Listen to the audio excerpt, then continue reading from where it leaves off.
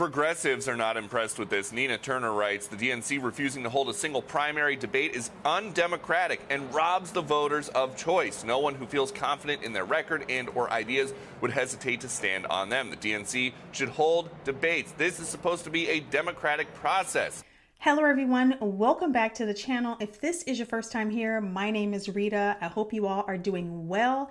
Today we are going to talk about what is going on in Michigan and apparently in a whole host of other states. What is that thing? Voter fraud. But we all knew that this was a thing, right? But apparently it is legit. We all knew it was. We saw what happened in Michigan. 20,000 ballots still left to be counted here in the city of Detroit. But throughout the day, there have been people representing both parties who've been really focused on getting inside because they want to oversee the counting process. We had an opportunity to speak to people on both sides of this issue, Democrats, Republicans. Take a listen. I've been here all day since this morning, and they've got capacity issues supposedly where they're at capacity for both parties. However, as our workers come out to grab lunch or whatever, they're not allowing us to replace them. When you walk in, they ask us to check in and they ask what party you're with, and then as soon as you say GOP, they say, sorry, we're at capacity with both parties. People were putting papers on the windows to keep people from seeing inside. Remember that? They were kicking out some of the Republican watchers, telling them that they weren't allowed. It was all sorts of shenanigans happening in Detroit. I remember during the elections. So according to the Gateway Pundit, massive 2020 voter fraud uncovered in Michigan, including estimated 800,000 ballot applications sent to non-qualified voters, bags of prepaid gift cards, guns with silencers, burner phones, and a Democrat-funded organization with multiple temporary facilities in several states. This is crazy. I don't know if you guys follow my community posts. I don't post every day, but every now and again I post something that I think is somewhat noteworthy. I posted about 2 weeks ago on this story from the Gateway Pundit. Nobody else is posting on it. Mr. Reagan did do a video on it, which reminded me that I needed to do a video on it. So thank you, Mr. Reagan. Phil O'Halloran and Lori Skibo, they are election integrity activists. They obtained a copy of the state police report that had been filed, and we'll get into why it was filed, and began investigating the story back in June.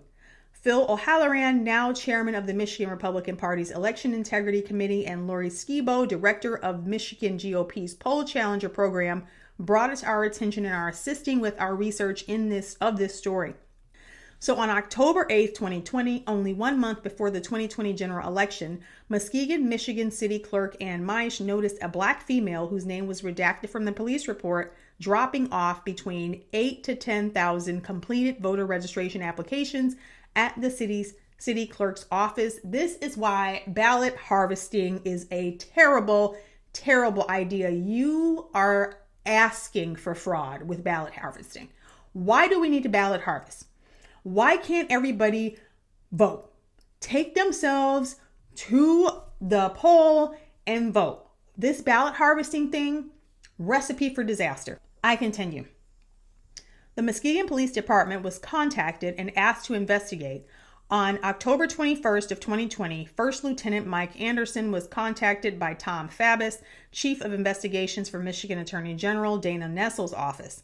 According to the Michigan State Police report, Mr. Fabus asked for Michigan State Police assistance with a joint investigation of alleged voter fraud being conducted by the Muskegon Police Department and the Attorney General. Okay, the following is from the Michigan State Police report. On October 16th, 2020, Muskegon City Clerk Ann Meisch and Deputy Clerk Kimberly Young contacted the Muskegon Police Department after noticing irregularities in voter registration applications received both in person and by mail. The Muskegon City Clerk became suspicious when the female, whose name was redacted in the first part of the police report but then later unredacted, hand-delivered thousands of voter registrations to her office, many of them in the same handwriting. On October 20, 2020, deadline day for in-person voter registration applications, the suspect returned to the Muskegon City Clerk's office to deliver additional registration forms in person. Meisch estimated that the suspect brought an additional 2,500 forms. Meisch contacted the Muskegon Police Department, and Detective Logan Anderson and Captain Sean Bride conducted a non-custodial interview with the suspect. Meisch stated that in her opinion, a quantity of the voter registration forms were highly suspicious and possible fraudulent. Meisch's opinion was based on the fact that numerous forms appear to have been completed by the same writer, and upon initial examination, addresses on multiple forms were invalid or non-existent.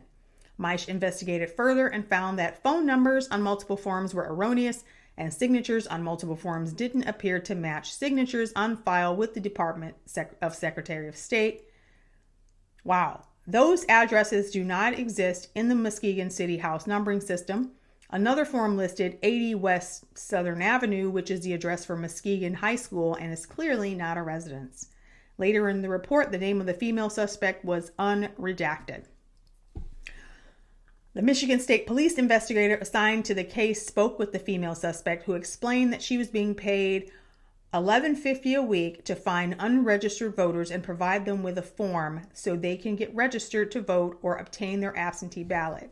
The only problem is the handwriting on the voter registrations was the same on several of the registrations, and many of the addresses were non-existent or fake. This is a pretty long article. I will link it below. It's pretty crazy too. Apparently, the Muskegon Police Department were cooperating with the people who were investigating, and they sent all of the documents, all of the evidence to the FBI, only to have the FBI become non-responsive to the Muskegon Police Department. So that is what has been going on since 2020. The FBI they swept it under the rug, decided they were not going to investigate it at all, because obviously they knew what was going on. So they decided they weren't going to investigate it at all. This is just awesome. So I mean, you can read through the article for yourself, but it talks about, this was a straight up renegade operation going on where they had firearms there. They were paying people. They even talk about the lady the black woman who was getting paid said that she had a rental car. And it's funny because remember all the testimonies that people had after, like in Michigan, remember Giuliani was there, and Jenna, I forget her last name, the assistant counsel with Giuliani was there, and they had all these people who were working the polls that day testifying. The one lady who was working with Dominion said she even saw vans dropping off ballots, boxes of ballots in the middle of the night. This police report says just that. It is ridiculous. They're talking approximately 800,000 fraudulent ballots from dead people, from people that they registered and signed people's names to. Oh my gosh. I am not surprised. Why am I not surprised? I am not surprised. Do you think for 1 second that a party that would insist on allowing men and women's bathroom, that would insist on allowing criminals out of jail, letting criminals steal from businesses, and trying to take firearms? Do you think for 1 second that these are not the type of people that would steal an election? We're talking these types of people. This is the Maduro, Castro, Chavez types of individuals who are in the Democratic Party. These are not honorable people. And when I say that, I'm not talking about all the voters, because I honestly think a lot of the voters don't really know what's going on, especially in the Midwest. In the Midwest, in Chicago, for instance, a lot of people had a lot of things to say about the dailies. Yeah, I'm sure they were crooked and corrupt or whatever else, but they believed in locking up criminals.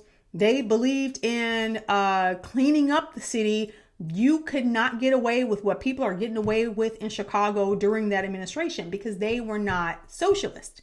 They were liberals, but they were not socialists. I think people confuse it, or people don't really realize what's happened what is happening is, and I have another video that I'm working on, that I'm editing, that I'm going to put up. Maybe I'll put it up before this one. We'll see.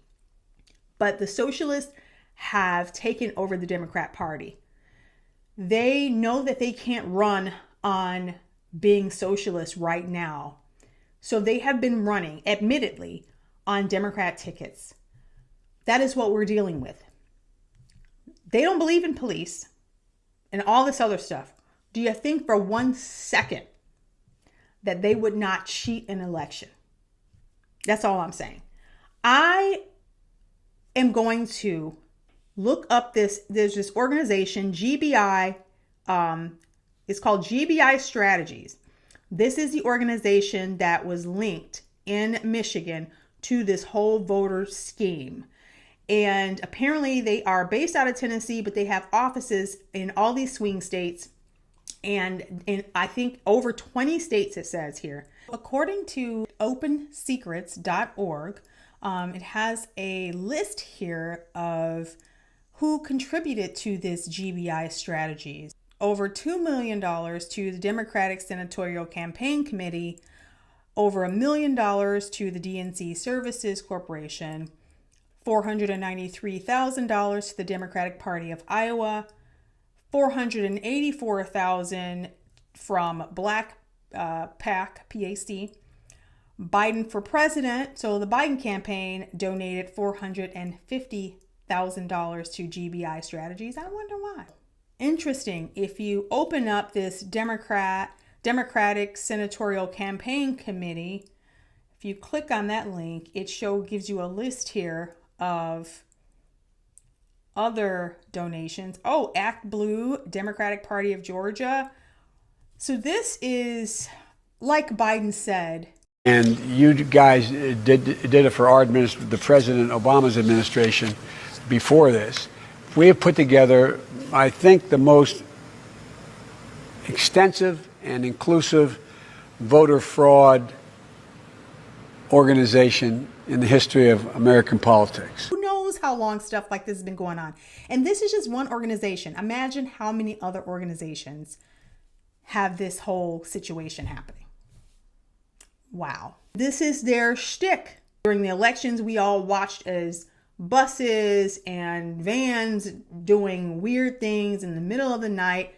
I would suspect that this particular organization is probably one of who knows how many other organizations that are doing this across the country.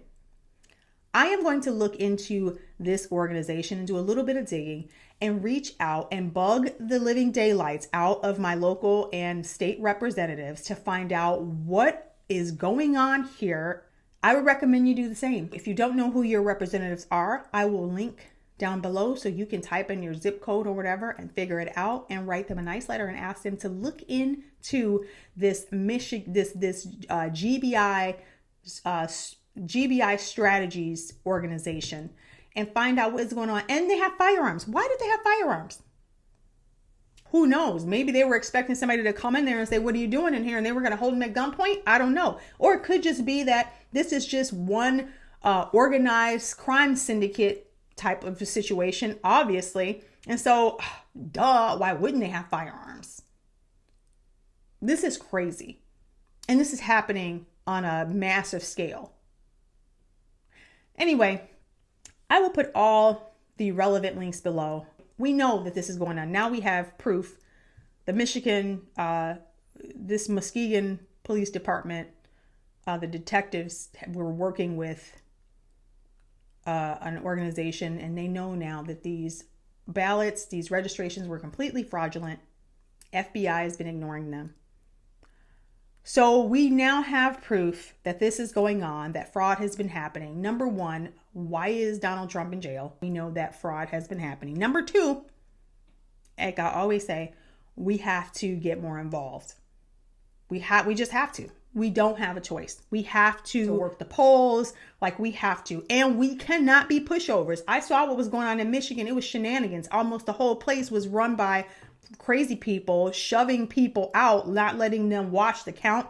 I mean, it was pandemonium. We have got to get some backbone as conservatives, and we cannot let this type of stuff happen. they're going to have to drag me out of the polling place.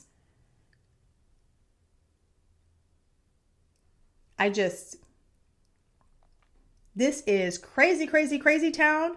Again, I will link the article and all pertinent information below. Until next time, ciao.